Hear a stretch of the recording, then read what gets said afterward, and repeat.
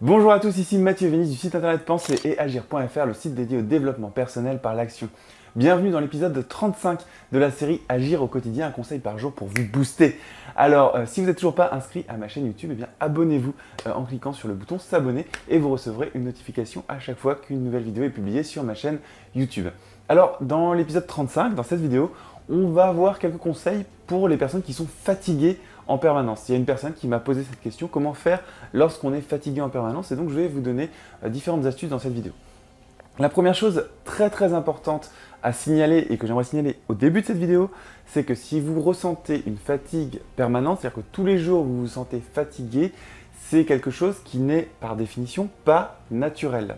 La fatigue permanente, c'est plutôt synonyme, plutôt symptôme. Ça peut être une dépression, ça peut être une autre maladie, ça peut être vraiment un coup de mou qui est assez fort, mais être fatigué en permanence, ce n'est pas naturel. Il y a des personnes qui disent « Oui, mais moi depuis toujours j'ai une fatigue latente, je suis fatigué en permanence, c'est dans mon état, c'est dans mon être, et je suis fait comme ça ne changera pas. » C'est totalement faux.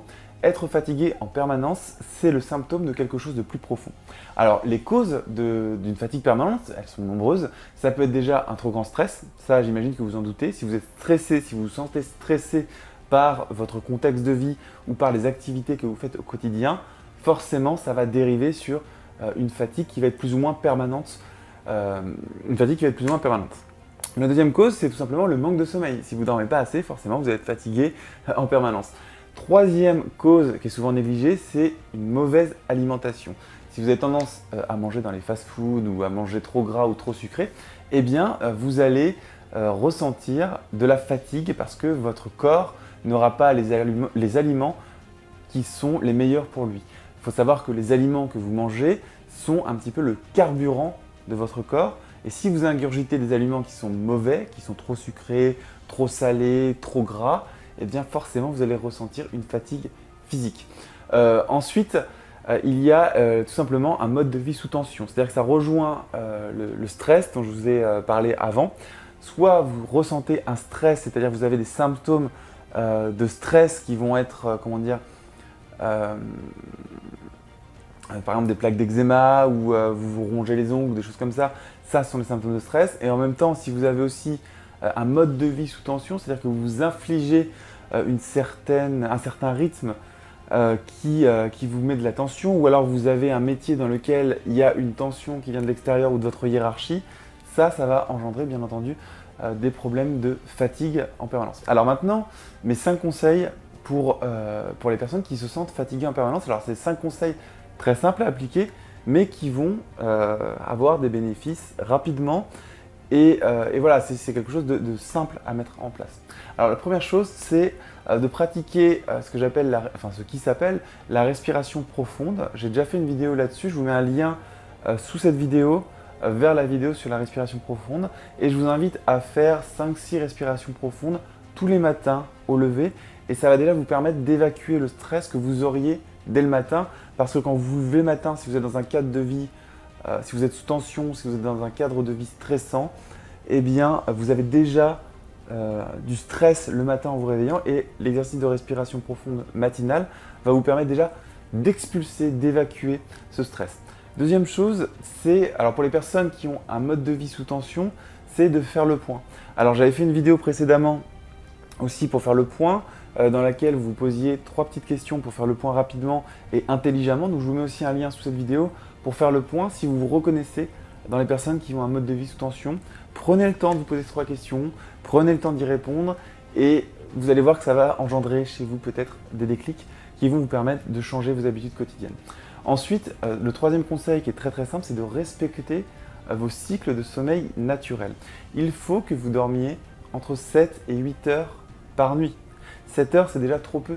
Aujourd'hui, on est dans une société où on ne dort pas suffisamment. C'est dû au rythme de vie, c'est dû aux nouvelles habitudes de vie dans les sociétés, avec des choses qui se passent un petit peu trop vite. Et on est toujours en speed, on est toujours en train d'essayer de faire des choses rapidement. Et on néglige son sommeil. Et bien entendu, si on ne dort pas assez, on va être fatigué en permanence le lendemain. Donc, respectez 7 à 8 heures de sommeil. Et si aujourd'hui vous dormez moins que 7 à 8 heures de sommeil, si vous vous dites « Ok, à partir d'aujourd'hui, je vais appliquer ce conseil-là et je vais le mettre en place dans ma propre vie, vous allez voir que pendant 1 ou 2 semaines, vous allez être extrêmement fatigué, c'est-à-dire encore plus fatigué que lorsque vous dormiez moins de 7-8 heures par semaine. Pourquoi? Parce que votre organisme va devoir se réhabituer à une nouvelle période de sommeil qui est certes plus longue, mais qui n'est pas habituelle pour lui. Et le fait de se réhabituer, de s'habituer à une nouvelle période de sommeil, eh bien, ça va causer une fatigue supérieure. Donc, si vous mettez en place cette habitude-là, de se dire, voilà, je vais dormir maintenant à partir d'aujourd'hui 7 à 8 heures par nuit, eh bien, attendez-vous à avoir 1 ou 2 semaines de battement où vous allez être plus fatigué et c'est normal. Il y a beaucoup de personnes qui se disent, oui, voilà, je vais mettre en place ce nouveau rythme de sommeil et qui abandonnent en 1 ou 2 semaines en se disant, bah oui, mais là, je suis beaucoup trop fatigué, je suis beaucoup plus fatigué qu'avant, donc ça ne marche pas. Et voilà, biologiquement, je suis réglé sur moins de sommeil, je dois dormir moins souvent, donc je vais retourner à mes anciennes habitudes. C'est faux et c'est une erreur que tout le monde fait. Il faut s'attendre à ce que pendant 1 ou 2 semaines, on soit plus fatigué qu'à l'ordinaire, même si on dort plus ou si on essaye de dormir plus, parce que ce n'est pas parce qu'on va se coucher plus tôt ou se lever plus tard qu'on va réussir à dormir les 7 à 8 heures comme on se le fixe. C'est en attendant que l'organisme s'adapte. Donc les premières nuits vont être difficiles, c'est normal, mais c'est très important de savoir ça déjà, de savoir que ça va être difficile, ensuite de mettre en place cette habitude et d'essayer de la respecter pendant au moins 2 semaines pour ensuite voir ses bénéfices. Ensuite, et ça je vous l'ai dit quand je vous parlais des causes d'une fatigue quotidienne, c'est l'alimentation. Donc je ne vais pas vous donner des conseils d'alimentation parce que là, dans la vidéo, ce n'est pas sur ce sujet-là, mais veillez tout simplement à manger équilibré, à manger des légumes, à manger des fruits et à surtout, en fait, au lieu de penser aussi à manger des fruits, à manger des légumes, pensez aussi à ne pas manger trop gras, trop salé ou trop sucré. C'est les conseils basiques qu'on entend partout à la télé, mais ils fonctionnent. Si vous mangez trop gras, trop salé, trop sucré, si vous reconnaissez au fond de vous que vous êtes dans ces habitudes alimentaires-là, alors ne vous étonnez pas d'être fatigué en permanence parce que votre corps n'a pas les nutriments qu'il lui faut pour faire le plein d'énergie et pour être éveillé et réveillé. Voilà, donc c'était quelques conseils pour que vous vous sentiez vraiment plus énergique et que vous mettiez en place des bonnes bases parce que si vous vous sentez fatigué au quotidien, c'est que vous n'avez pas les bonnes bases. Il y a aussi un dernier conseil que j'aimerais vous donner, auquel je pense maintenant, c'est de vous accorder au moins 1 fois par semaine une soirée, quelques heures pour vos loisirs personnels. C'est-à-dire qu'il faut que vous vous sentiez bien le maximum du temps. Le but dans la vie, c'est d'être bien, de se sentir bien le maximum du temps. Mais si vous ne vous réservez pas aujourd'hui un créneau, que ce soit un soir par semaine ou un après-midi, bref, un créneau par semaine qui vous est dédié à vos loisirs, à vos passions, eh bien vous n'allez pas avoir ce bien-être qui va faire que le sommeil va être réparateur et que vous allez être de bonne humeur. Même si vous dormez 8 heures par nuit, même si vous avez une bonne alimentation, même si vous n'êtes pas forcément dans un cadre stressant ou autre, si vous n'êtes pas bien dans votre vie au quotidien, vous allez aussi ressentir cette fatigue permanente. C'est pour ça que la fatigue permanente, cette question, elle est assez large et il y a beaucoup de réponses. Un nutritionniste va vous dire qu'il faut bien manger, quelqu'un qui va être spécialiste du sommeil va vous dire qu'il faut bien dormir, mais en fait, c'est plus vague que ça. Donc moi, ce que je vous conseille, pour résumer un petit peu cette vidéo, c'est déjà de faire le point dans votre vie, avec les 3 questions, donc je vous indique la vidéo en dessous. Une fois que vous avez fait ça, mettez en place la technique de respiration profonde tous les matins. Il y a aussi un lien sous cette vidéo vers cette vidéo-là pour vous expliquer comment ça fonctionne.